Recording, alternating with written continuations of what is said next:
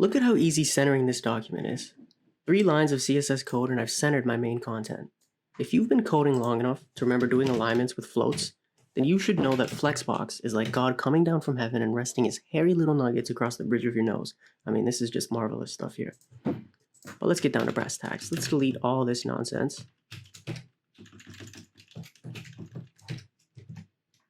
All you need to do to set up a Flexbox is to have a container element with some children components. I'm going to use a main tag with a class of container. The tag's not important. You can use any tag you like. And I'm going to give it an ID of daddy. And let's give daddy some children. Let's give him 3 children. Call them child 1, child 2, child 3. Real creative. Okay, let's add some color to make things a little easier to understand. We'll give daddy a background color of orange. And daddy has a lot of baby mamas, so his first child is actually from Pinkland. Second baby mama is from Aqualand. And his third baby mama is from good old light green land. Let's go ahead and save that. Perfect. Okay, so right now this is just a main tag with some divs inside it.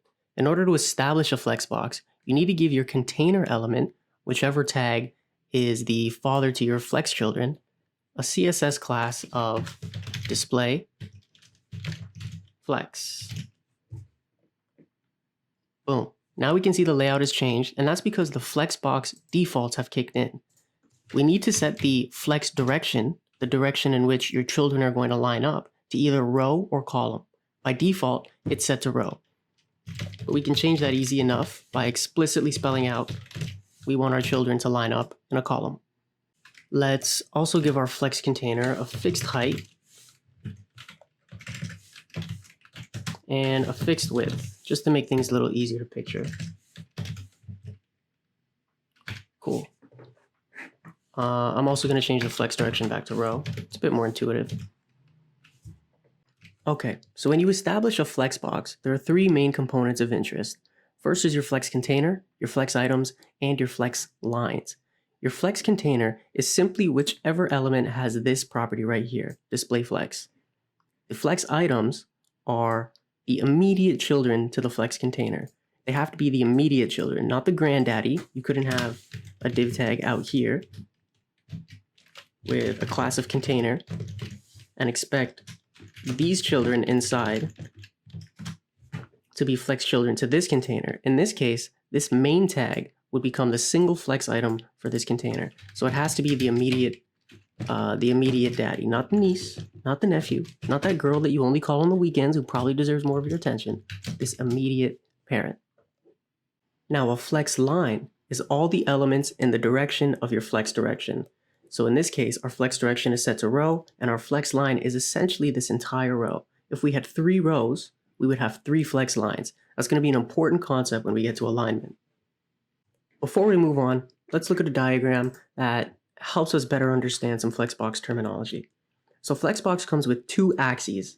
The main axis, this one in purple, and a cross axis, this one in green. So in this diagram, here's your flex container, and the flex items are, the flex direction is set to row. Now the main axis follows whatever your flex direction is. So if you set it to row, main axis is going to be left to right. If you set it to column, it's going to be top to bottom. And the cross axis is just going to be whatever perpendicular to the main axis. So if your flex direction is row, your main axis is left to right, and your cross axis is top to bottom. If your flex direction is set to column, your main axis is top to bottom, and your cross axis is left to right. Now let's get down to brass tacks for real. Let's do some alignment. Okay, so your 2 friends in alignment are going to be justify and align. Justify is going to control alignment along your main axes, which remember isn't necessarily left to right. It's whatever your flex direction is. And align is going to control alignment along the cross axis, which is going to be perpendicular to your flex direction. Okay, so let's play with justify content first. which is a property that's going to be set on the container level. So whichever element has this display flex property. So the default value here is flex start. We also have flex end. And what's happening here is there's free real estate within this container. And justify content is simply reallocating this free real estate in different places along the main axis. So a common one people use is center. And that just allocates the free real estate in the container to the left side and the right side, shoving our flex items to the center. We also have space between. This evenly distributes the container real estate between flex items, leaving no room on the edges. We have space around. This is similar to space between, except it puts half as much of the container space on the edges. This is roughly half the size of what's in between here. And we have space evenly, which, as the name suggests, puts an even amount of container space on every side of your flex item. Now let's look at the cross axes and the align property. Things are a bit more tricky here, not much, but a bit. Let's start with the align items property. Again, this is a container level property. It sits on the same level as whichever element has the display flex property.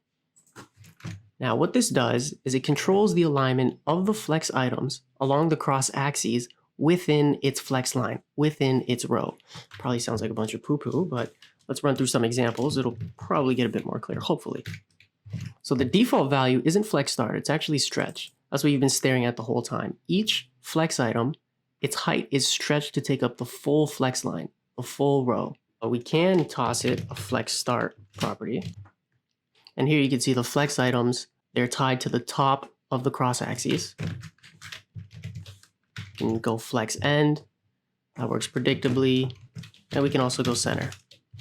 There we go, center. Now this might seem analogous to justify content along the main axes, but it's really not. In order to show this, let's add a property called flexWrap to daddy and add a few more divs. Well, actually, let's add the divs first, just to show what happens when you don't have this flexWrap property that we're going to show.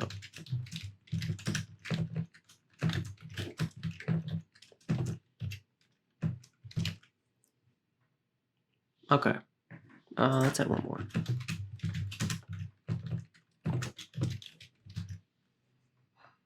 Cool. Let's put some color on those guys.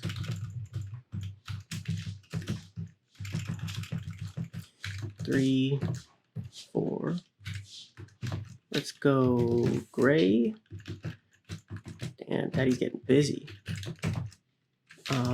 Baby mama from Whiteland. I think that's called Europe. And let's set the last one to yellow. Okay, so without the flex wrap property, we can see as soon as the flex items outgrow their container, we get overflow. And this is ugly duckling, so we don't want this. In order to change that, just come up to the container, add a property called flex wrap, and give it a value of wrap.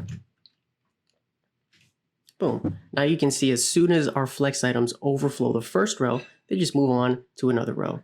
The default value is no wrap. And that gives us that nasty overflow. Let's change the flex wrap value back to wrap. And let's get rid of the 7th child. Okay, now let's look at the actual analog to justify content, but in the cross axes. And it's not called align items, it's called align content. What align content does is it controls the alignment of the flex lines in the cross axes with respect to each other, not the alignment of the flex item within its flex line, within its row, but the flex lines themselves. I think this will be a bit more clear if we contrast the value of center with align content and with align items. Boom. So what happened here is the free real estate along the cross axes was pushed to the bottom and it was pushed to the top. And the flex lines themselves, the actual rows, were pushed to the middle. Contrast that with flex items with the same value of center. Here you see the flex items are simply in the middle of their own flex line of their own row. Hope that makes things a bit more clear on the difference between align items and align content.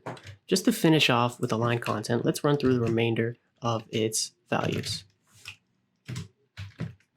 So we have space between, which, oh yikes, which predictably puts the free real estate in the cross axes in between the flex lines and leaves nothing on the edges. We have space around, yikes times 2. Here, space around puts the free real estate around the flex lines with about half as much on the edges.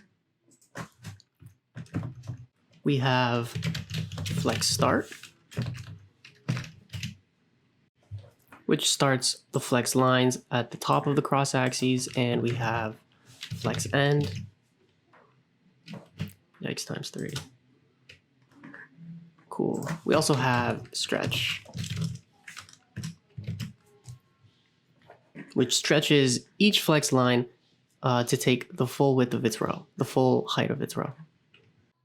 Okay, one last thing, and that's the intention of Flexbox, which is to be single dimensional. Flexbox ain't no grid, baby girl, and I think that's clear from what's on the screen right now. If this was a grid, you'd expect child 5 to be under child 1 and child 6 to be under child 2. In reality, both of these rows are like mini Flexboxes, both using the space evenly property, and both rows couldn't give a Philadelphia flyer about the row above it or below it. If you want a grid, use CSS Grid. Oh, one last thing. A great resource for learning more about Flexbox or refreshing your Flexbox memory is this guy's CSS tricks. It's in my suggestions. Thank God my other suggestions didn't pop up. All right, guys. This is a beautiful document, great pictures, easy to read descriptions. If it doesn't have pictures, is it even worth reading? I don't know. But anyway, that's it for me. I'm a little drunk right now, and it's time for me to go to bed. There's about a 90% chance that I'm going to pee my pants, and I'll have to do laundry in the morning. So, hey, if you enjoyed the video, like that subscribe button and smash my girlfriend. And as always, keep coding your face off. I'm out.